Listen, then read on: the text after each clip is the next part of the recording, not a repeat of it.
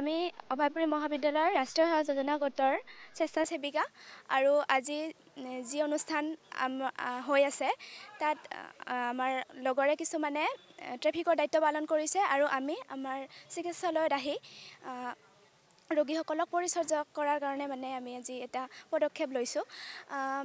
আমি দেখা পাওঁ হস্পিটেলত আহিলে ডাক্তৰ নাৰ্ছসকলক আৰু আজি তেওঁলোকৰ লগত জড়িত হৈ তেওঁলোকৰ লগত কাম কৰি বহুত অভিজ্ঞতা লাভ কৰিলোঁ। বহুত ভাল লাগিল। মানৱ সেৱা যিহেতু পৰম ধৰ্ম, সেইকাৰণে আমি মানৱ সেৱা কৰিব পাৰিছোঁ, নিজকে বহুত ভাগ্যৱান বুলি ভাবিছোঁ।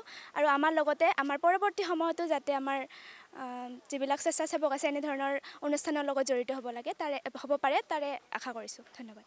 মাই ভাৰত পৰ্টেলৰ প্ৰথম জন্মবাৰ্ষিকী উপলক্ষে আমাৰ কেন্দ্ৰীয় চৰকাৰৰ যুৱ পৰিক্ৰমা আৰু ক্ৰীড়া মন্ত্ৰণালয়ে আমাক কেতবোৰ নিৰ্দেশনা দিছে আৰু সেই নিৰ্দেশনা অনুসৰি আমাৰ ২৭ অক্টোবৰৰ পৰা ৩০ অক্টোবৰৰ ভিতৰত কেতবোৰ কাৰ্যসূচী লোৱাৰ বাবে তেওঁলোকে আমাক পৰামৰ্শ দিছে।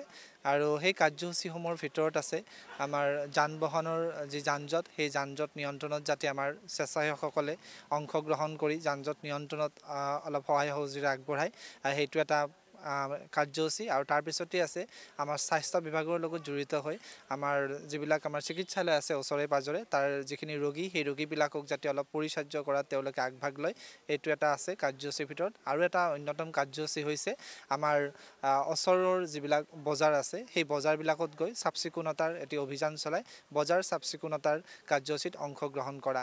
আৰু ইয়াৰ উপৰি তেওঁলোকে আমাক নিৰ্দেশনা জনাইছে যে আমি যিসমূহ কাৰ্যসূচী মাই ভাৰত পৰ্টেলৰ প্ৰথম জন্মবাৰ্ষিকীৰ সৈতে সংগতি ৰাখি অনুষ্ঠিত কৰিম, সেই কাৰ্যসূচীসমূহ যাতে আমি সংবাদ মাধ্যমত প্ৰচাৰ প্ৰসাৰৰ বাবে প্ৰচেষ্টা আগবঢ়াওঁ। আৰু আমি জানোৱেই যে আমাৰ ব্যক্তিসকলৰ মানে কি তেওঁলোকৰ অসজাগতাৰ বাবেই হওক বা যি কাৰণতে নহওক কিয় আমাৰ য'তে ত'তে যেনি তেনি যান-জঁট হয়, মানুহবিলাকে আমাৰ যান বাহনৰ যিবিলাক নিয়মাৱলী আছে সেইবিলাক তেওঁলোকে মানে অনুসৰণ নকৰে। গতিকে আমাৰ ছাত্ৰ ছাত্ৰীসকল যেতিয়া নিজে এই ধৰণৰ কাৰ্যসূচীবিলাকত অংশগ্ৰহণ কৰিব, তেওঁলোকে নিজেও জানিব আচলতে যান বাহন চলোৱাৰ ক্ষেত্ৰত কেনেকুৱা ধৰণৰ নিয়ম আমি অনুসৰণ কৰিব লাগে। আৰু লগে লগে তেওঁলোকৰ জৰিয়তে আমাৰ যিখিনি যান বাহন চলোৱা ব্যক্তি আছে তেওঁলোকে কিছু মানে হ'লেও সজাগ হোৱাৰ এটা মানে অজুহাত পাব।